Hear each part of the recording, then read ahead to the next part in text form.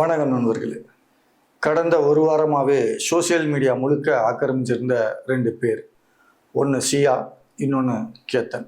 கிட்டத்தட்ட இந்தியாவையே திரும்பி பார்க்க வச்ச ஒரு சம்பவம் அது. இதற்கு காரணம் ஒரு பொண்ணு.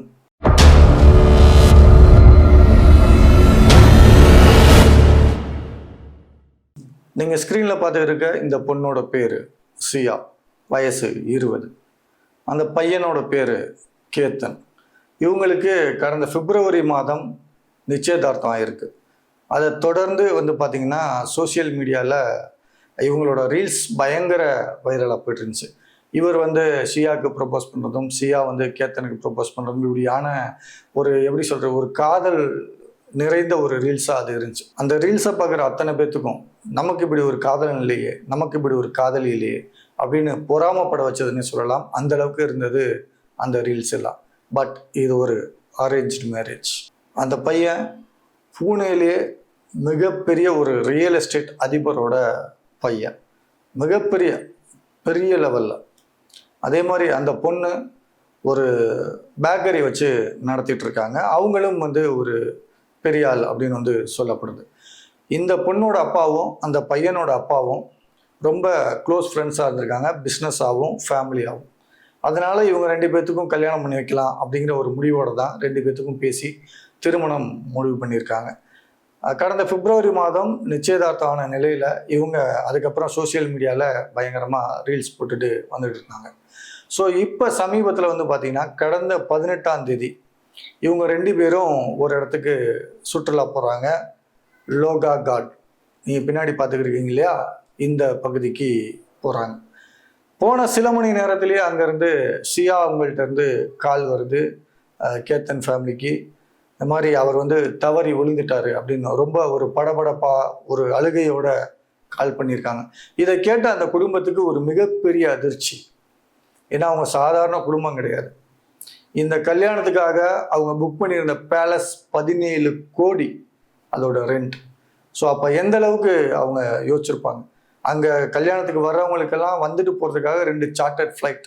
ஸோ அந்த மாதிரி ஒரு சமூகத்தில் ஒரு மிகப்பெரிய பிக் ஷாட் அவங்களோட வாரிசு இப்போ இல்லை அப்படின்னு ஒரு தகவல் எப்படி இருக்கும், அதிர்ந்து போகிறாங்க.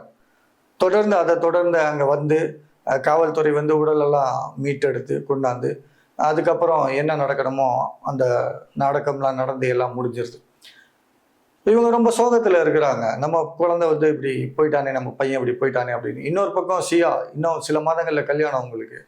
ஸோ இப்படி ஆயிடுச்சு அப்படின்னு அவங்களுக்கு ஒரு பெருத்த சோகம். அந்த மொத்த குடும்பமும், 2 குடும்பமுமே, பையன் சைடு சரி பொண்ணு சைடு சரி, ரொம்பவே ஒரு சோகத்தில் ஆழ்ந்திருக்காங்க. என்ன பண்ணுறது, இது எப்படி நடந்துச்சு அப்படின்னு பயங்கர ஒரு கன்ஃபியூஷனில் இருக்காங்க. ஏன்னா திடீர்னு நடந்த ஒரு ஆக்சிடென்ட், அவங்களால அதை ஜீரணிக்க முடியல, நம்ப முடியல. அந்த மாதிரி ஒரு சுச்சுவேஷனில் அவங்க அம்மா கேத்தன் இருக்காங்க இல்லையா, அவங்களோட அம்மாவும் தங்கச்சியும் அவங்க மனசு இதை சுத்தமாக ஏற்றுக்க மறுக்குது. அந்த அளவுக்கு பாசம். ஒரு 5 நாள் கழிச்சு ஷியா கேத்தன் வீட்டுக்கு வராங்க விசாரிக்கிறதுக்காக. அதான் சொல்லுவாங்கள்ல, நம்ம இந்த துக்கம் விசாரிக்கிறது, அந்த மாதிரி ஒரு நிகழ்வுக்காக வர்றாங்க. வரும்போது இவங்கள்ட்ட இந்த மாதிரி ஆயிடுச்சு அப்படின்னு சொல்லி அவங்க அழுகிறாங்க. ஆனால் இதை அவங்களால நம்ப முடியல. ஏன் அப்படின்னா கேத்தன் சாதாரணமான ஆள் கிடையாது. அவர் ஏற்கனவே அமெரிக்காவில் படித்தவர், நிறைய ட்ரெக்கிங் போனவர், அவருக்கு அதில் எக்ஸ்பீரியன்ஸ் ஜாஸ்தி இருக்குது.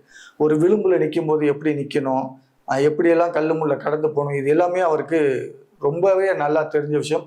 அப்படி இருக்க ஒருத்தர் அந்த கோட்டையிலேருந்து தவறி விழுந்துட்டாரு அப்படின்றத அவங்களால ஏற்றுக்க முடியல. ஸோ அவங்க தங்கச்சி கேட்குறாங்க, அது கேத்தனோட தங்கச்சி ஷியா அவர்கள்ட்ட கேட்குறாங்க, என்ன நடந்துச்சுன்னு எனக்கு திருப்பி சொல்லுங்கள், எனக்கு எக்ஸாக்டாக என்ன நடந்துச்சுன்னு தெரிஞ்சாகணும். ஏன்னா என் அண்ணன் அந்த மாதிரி ஆள் கிடையாது, அவ்வளோ வீக் இல்லை அப்படின்ற அளவுக்கு கேட்கும்போது ஷியாவோட வார்த்தைகளில் தடுமாற்றம், அந்த ஒரு படபடப்பு அவங்களுக்கு தெரியுது. ஸோ அவங்களுக்கு சந்தேகம் வர்றதுனால மறுபடியும் அந்த கேஸை ரீஓப்பன் பண்ணுறாங்க. ஏன்னா இது ஏற்கனவே இது ஒரு தவறி விழுந்த ஆக்சிடென்ட் கேஸாக முடியுது. இவங்களோட இப்போ அவங்க தங்கச்சியும் அவங்க அம்மாவும் இதை ஏற்றுக்காமல் மறுபடியும் ரீஓப்பன் பண்ண சொல்லும்போது அந்த கேஸை மறுபடியும் ரீஓப்பன் பண்ணுறாங்க. இங்கே தான் ஒரு மிகப்பெரிய ட்விஸ்டேட் காத்துக்கிட்டு இருக்கு. இந்த கேஸை ரீஓப்பன் பண்ணுறதுக்கு மிக முக்கியமான காரணம் சியாவை பார்த்ததுக்கப்புறம் அவங்க அம்மாவுக்கு ஒரு சில விஷயங்கள் ஞாபகம் வருது.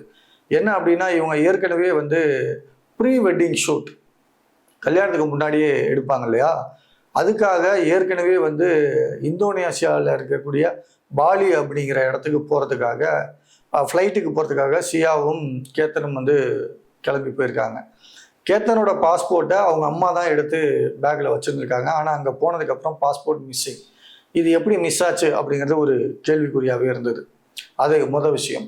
அடுத்ததாக வந்து பார்த்தீங்கன்னா, கடந்த 14ஆம் தேதி இப்போ அவர் இறந்தார் இல்லையா, அதே லோகோகாட் ஃபோர்ட்டுக்கு மறுபடியும் வந்து இதற்கு முன்னாடியும் வந்து போயிருக்காங்க.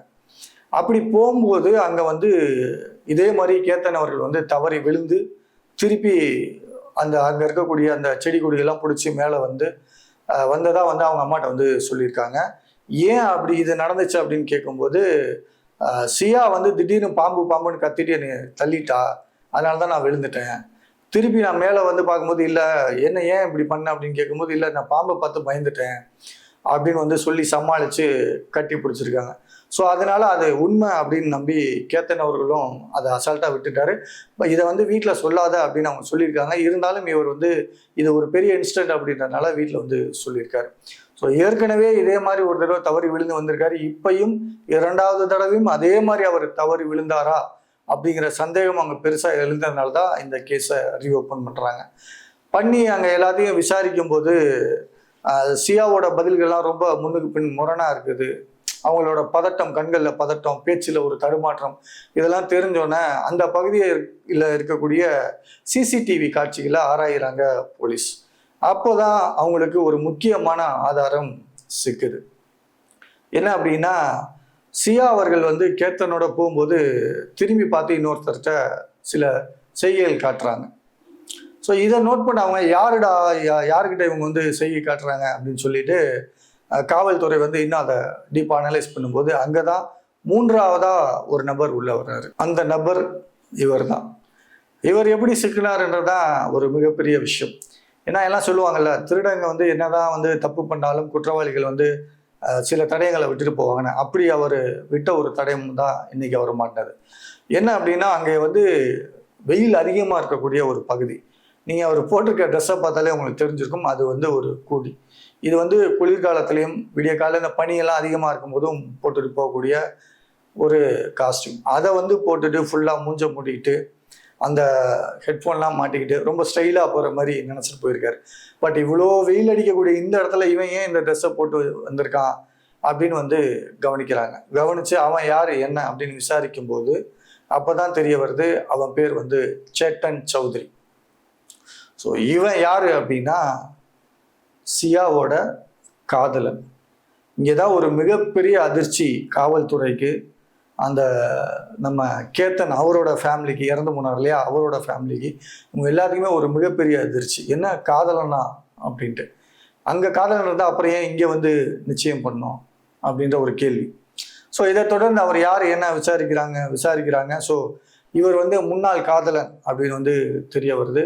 இவங்க 2 பேர்த்துக்கு பழக்கம் எப்படி அப்படின்னா, சியா அவர்கள் வந்து பேக்கரி வச்சுருக்காங்க. இந்த சேத்தன் அப்படிங்கிறவர் வந்து ட்ரை ஃப்ரூட்ஸ் பிஸ்னஸ் பண்ணுறார். ஸோ பிஸ்னஸ் ரீதியாக சந்திக்கும் போது அவங்களுக்குள்ள பழக்கம் ஏற்பட்டு அது காதலாயிருக்கு. ஸோ காதலிச்சவங்க அப்படியே போய் கல்யாணம் பண்ணிக்கிட்டு இருந்திருக்கலாமே, ஏன் இன்னொருத்தரோட வாழ்க்கையை கெடுக்கணும். ஸோ இந்த இடத்துல மிகப்பெரிய ஒரு உண்மை உடைக்கப்படுது. என்ன அப்படின்னா, இவங்க ஃபேமிலி ஃப்ரெண்ட்ஸ் இல்லையா, சியாவோட ஃபாதரும் நம்ம கேத்தன் அவர்களோட ஃபாதரும். ஸோ 2 பேரும் அவங்களா பேசி முடிவெடுத்திருக்காங்க. இந்த பொண்ணால் அதை வந்து தவிர்க்க முடியல. ஏன்னா பிஸ்னஸ் ரீதியாக 2 பேரும் ரொம்ப க்ளோஸாக இருக்காங்க. அப்படின்னும் போது இவங்க 2 பேரும் சம்மதி ஆகிட்டாங்க அப்படின்னா அவங்க அப்பாவுக்கு ஒரு பெரிய பெனிஃபிட் அதில் கிடைக்கும். அதுவும் இல்லாமல் சமூகத்தில் மிகப்பெரிய ஆட்கள் அப்படின்போது கல்யாணம் வேணான்னு சொன்னால் அப்பாவோட பிஸ்னஸும் பாதிக்கப்படலாம், சமூகத்தில் அவரோட பேரும் பாதிக்கப்படலாம் அப்படின்ற ஒரு ஸ்டேஜ் இருக்கிறதுனால அவங்க அங்கே எதுவும் சொல்லலை. அதே நேரம் இங்கே இந்த காதலையும் கைவிடலை. ஸோ இப்படி போயிட்டு இருந்த ஒரு சூழ்நிலையில தான் 2 பேரும் சேர்ந்து ஒரு முடிவு பண்ணுறாங்க. ஏன்னா அப்படின்னா, இவங்க அப்பாவுக்கு பேரும் கெட்டு போயிடக்கூடாது, இந்த கல்யாணமும் நடந்துடக்கூடாது. ஸோ அதுக்கு ஒரே வழி அவரை இல்லாமல் பண்ணணும் அப்படிங்கிறது தான். ஸோ இதுக்காக இவங்க 2 பேரும் வந்து அடிக்கடி பல மணி நேரங்கள் பேசி இதுக்காக பிளான் போட்டிருக்காங்க. கூகுளில், யூடியூப்பில் இதை எப்படி வந்து தடையும் இல்லாமல் இயற்கையாக செய்கிறது அப்படின்னு தேடி 2 பேரும் பேசி ரொம்ப நாளாக பிளான் போட்டு இந்த ஒரு முடிவை இப்போ எடுத்திருக்காங்க. அதுவும் இல்லாமல் இந்த விஷயம் நடந்த அன்னைக்கு கூட காலையில் 2 பேரும் காஃபி ஷாப்பில் உட்காந்து கரெக்டாக எக்ஸாக்டாக பிளான் பண்ணி அதுக்கப்புறம் தான் அவன் வந்து பின்னாடி வந்திருக்கான். இந்த ஒரு விஷயத்த காவல்துறை வந்து கண்டுபிடிச்சிருக்காங்க. ஸோ அந்த பொண்ணு சொன்ன காரணம் மெயினாக அப்பாவோட இமேஜ் போயிடும், பிஸ்னஸ் போயிடும். ஸோ பாருங்கள், அதாவது இவங்களோட பேர் கெட்டக்கூடாதுன்னு இன்னொருத்தரோட உயிர் எடுத்திருக்காங்க, காதலும் காதலியும் சேர்ந்து. அதுவும் அவரை சாதாரணமான ஆள் இல்லை, அதுவும் ஒரு மிகப்பெரிய குடும்பம். இன்னைக்கு அவ்வளோ ஒரு மிகப்பெரிய குடும்பம் வாரிசு இல்லாமல் நிற்கிது. ஸோ இதுக்கு அடுத்த கட்டத்துக்கு போவோம்.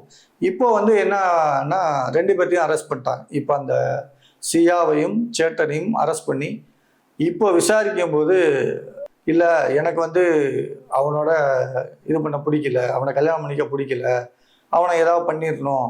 நான் வந்து இங்கே இன்னொரு விஷயமும் சொல்லப்படுது, இந்த மாதிரி நான் இன்னொரு பையனை லவ் பண்ணுறேன் அப்படின்னு ஏற்கனவே நான் அவன்கிட்ட சொல்லிட்டேன், ஆனால் அவன் வந்து அதை வந்து கேட்க மாட்டேங்கிறான் அப்படிங்கிற மாதிரியான ஒரு விஷயத்த வந்து சொல்லியிருக்காங்க. பட் இதை வந்து இதுலேருந்து தப்பிக்கிறதுக்காக சொன்னாங்களா என்னன்னு இது வரைக்கும் உண்மை தெரியல. பட் அப்படி ஒரு விஷயத்த சொல்லியிருக்காங்க. அடுத்ததா அந்த மாதிரி அவங்க சொன்னதா வந்து சேட்டன் வந்து சொல்றாரு.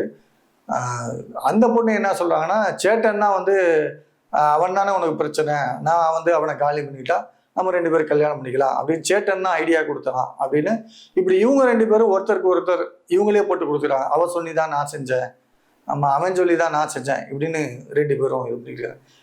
இவங்களோட இந்த பிரச்சனையில போனது என்னவோ 3ஆவதா ஒரு உயிர்.